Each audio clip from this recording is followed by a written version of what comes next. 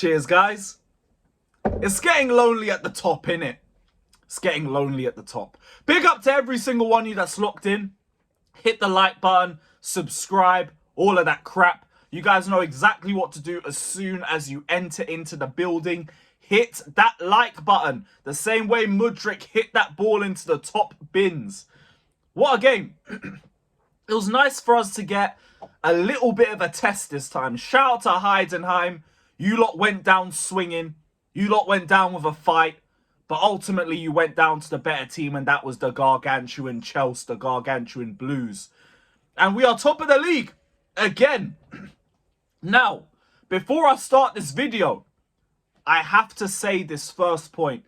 Filip Jorgensen must start. He must start on Sunday. I have seen enough. I have watched enough. That game was the final test for me because he actually got tested. Heidenheim were actually peppering our goal, and he did his job. He did his job superbly. Passing on point, saves on point, left with the clean sheet. Would probably be leaving with the man of the match if it weren't for how good Jadon Sancho was. But we're going to touch on that later. For now, we need to talk about our biggest problem in our first team, the goalkeeping position. Start Jorgensen. You just want to know why I'm ignoring any title talk? It's because of the bum we have in goal. Robert Sanchez is playing against us. Jorgensen plays for us. Start him. It's as simple as that. Start him and we'll probably keep more clean sheets. Or at least we won't give away any dumb goals. That'll be a start. That'll be a start. But all in all, good performance from Chelsea. There was a lot of panic after the first half. There was a lot of panicking because we hadn't buried them by that point. And I understand, especially coming out of the Noah game, people are going to be like, oh, 0-0, this is terrible. But I looked at the game and a goal was coming. A goal was obviously coming. It was just, we weren't clicking in the final third. That was about it. He was a little bit, like, rash. Not rash. I think his end product wasn't great. But he's 18. And I already know, like, he's nowhere near the end product. I like that the intent was there. I like the ideas that he had. The execution just needed to be worked on. And he's got enough years in the tank for him to be able to do that. Everything else in terms of the attack, it was good. It was just, again, not clicking. And nkunku, I thought his passing was very good. But the 1v1s in both halves were a little bit... Like, first half one was a bit unlucky. Goes for a chip, just goes wide of the post. The second one, though, oh, brother. Oh, brother, you're lucky you had a goal before that, or it is a long conversation about your performance. But it is nkunku. Nkunku starts, nkunku scores. We're used to that crap, so don't care. Mudryk and Sancho, two best forwards on the pitch. By a mile, two best forwards on the pitch. Mudryk is continuing to improve in the Conference League, whereas Sancho, this guy, like his first game back in a minute, and he shows why, like, this guy doesn't do B-team football. He does A-team football because he plays like an A-team player. The man's composure was on point. 10 out of 10 composure. 10 out of 10 passing. And it was all capped off with 2 sensational assists at the end of it. Couldn't ask for more. Genuinely couldn't ask for more from him. The midfield was, I think, inconsistent is the right word to describe it. Like, both Vega and Cassidy had good ideas. Sometimes the execution was there. Sometimes the execution wasn't there. But ultimately, like, I think we did enough. I think we did enough to dominate the midfield battle. So I didn't mean Vega and Cassidy. Cassidy and KDH. Vega sometimes dropped into the midfield as well. But more KDH and Cassidy. Both of them were decent. Decent. KDH really should have scored that 1v1 though. He really should have. Ultimately, we could be talking about leaving this game with another 4-5 goals if it weren't for iffy finishing. But that game was never really in doubt up until the last 10-15 minutes, because that's when they really started peppering us with crosses from the left-hand side, and we were struggling with them a little bit. But then we started to do a little offside trap and we caught the better of them. So all in all, like, Heidenheim, I respect that you lot gave us a fight. But it also kind of comes down to us as well. We had to get to the second half for things to really start clicking. But even then, I didn't think we were awful defensively. Badiashile was kind of stifled off the early yellow card, which I don't think was fair.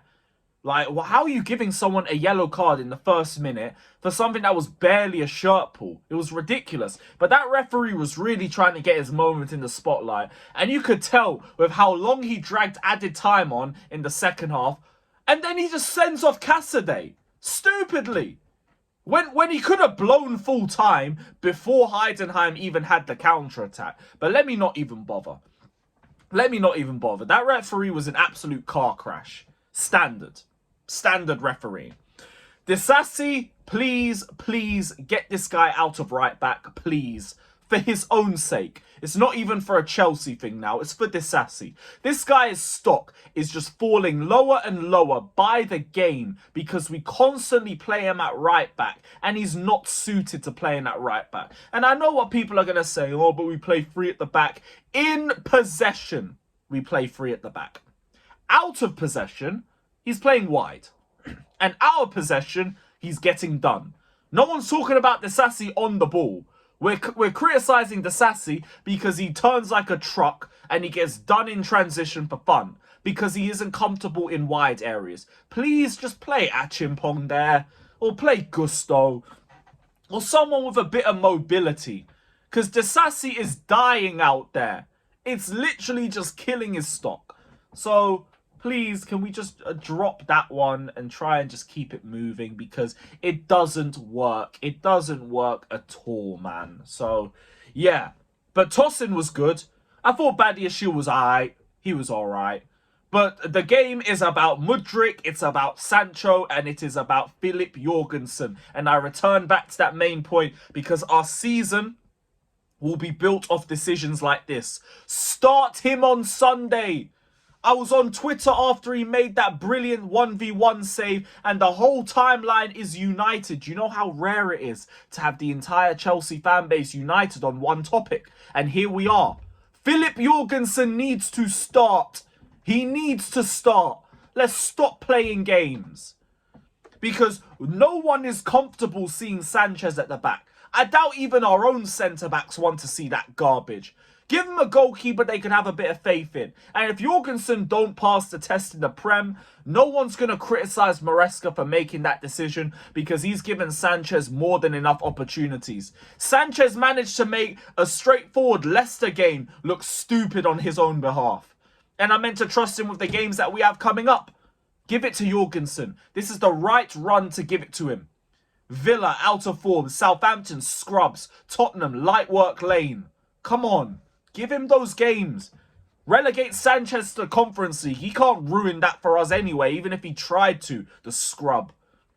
So, yeah, put that guy on the bench and start Filip Jorgensen. I have been asking for this for months. Because I don't trust this guy. No one trusts him. Shout out to Jorgensen, though. Big up, man. Big up to you, bro. I'd give you man of the match if it weren't for Jamar just bossing it. But we are back to winning ways. Well, I say back to winning ways. All we do in the Conference League is win. Number 3 is coming. The Conference League is so refreshing. Because like now, we got the perfect fixture to just wheel out all of our depth and just give them game time and minutes and understand the system. We can move players between the A team and the B team and we get a trophy at the end of it too. And I've already seen the narrative starting to go around. Oh, Chelsea shouldn't be playing in the Conference League. It's not fair on everybody else. Shut up. Shut up. I don't even want to hear this crap virtue signaling nonsense. Like, we are there because we had a terrorist who dropped us to 7th last season. There you are. That's why we're here. Sorry to all the other mid-table teams who are dreaming of a Conference League trophy, but the big dogs got dropped here. It is what it is. Tough. Looks like it's our trophy then. Tough luck. Try again next time. But we need to finish the story. Word to Cody Rhodes. And the story will be completed. They will talk about Conference League Mudryk and Conference League nkunku for years. We're out here to break records.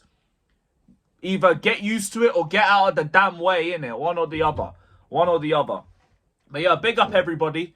Hit the likes, subscribe. Let me know all your thoughts down in the comment section below.